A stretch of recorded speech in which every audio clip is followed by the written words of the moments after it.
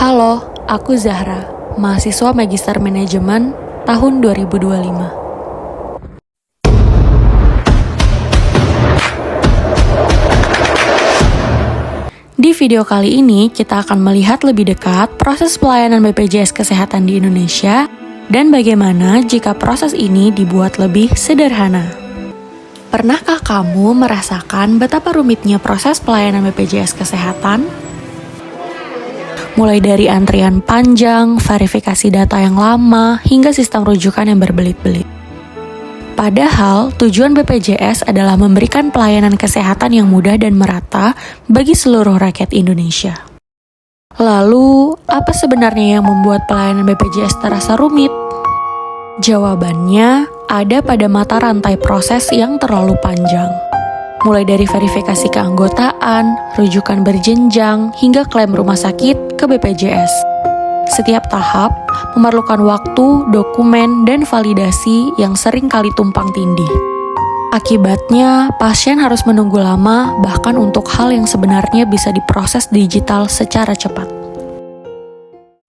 Tapi, bayangkan jika seluruh proses itu bisa dipangkas menjadi satu sistem digital terpadu di mana pasien cukup memindai QR Code kartu BPJS digital dan seluruh data otomatis diverifikasi dalam hitungan detik. Sistem rujukan dilakukan secara real-time tanpa perlu surat fisik dan data pemeriksaan langsung tersimpan di sistem nasional dan dapat diakses oleh rumah sakit rujukan berikutnya. Rumah sakit pun tak perlu lagi menginput ulang data untuk proses klaim, karena semuanya telah terekam otomatis dalam sistem. Dengan begitu, mata rantai panjang bisa disingkat menjadi satu alur yang cepat, efisien, dan transparan.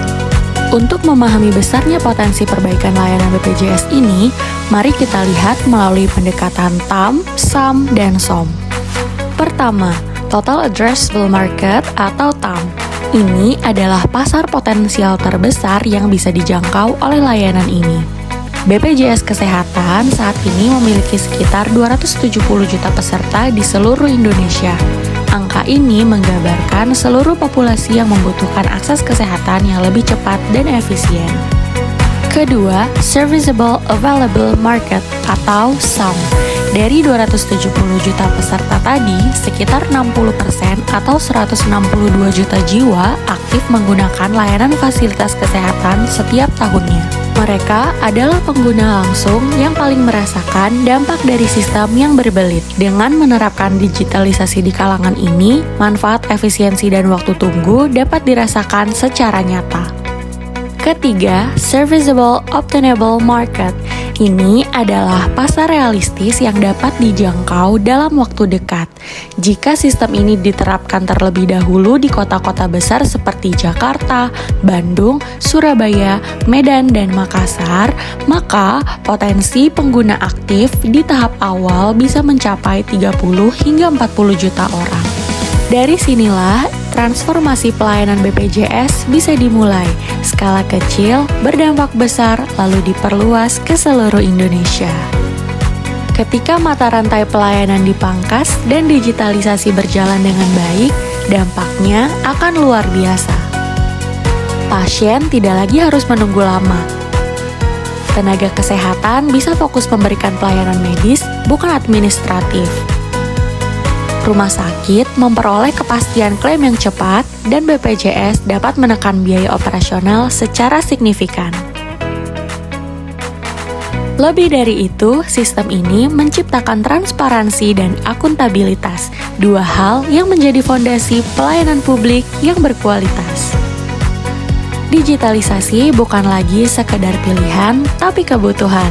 Jika rantai pelayanan bisa dipangkas, maka kecepatan, keadilan, dan kenyamanan bisa berjalan beriringan.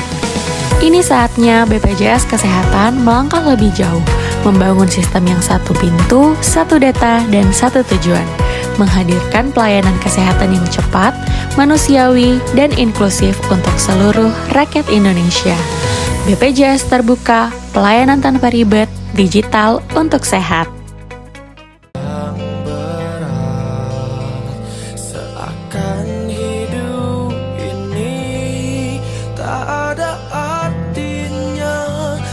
Sekian dulu videonya. Semoga bermanfaat dan makasih ya udah nonton.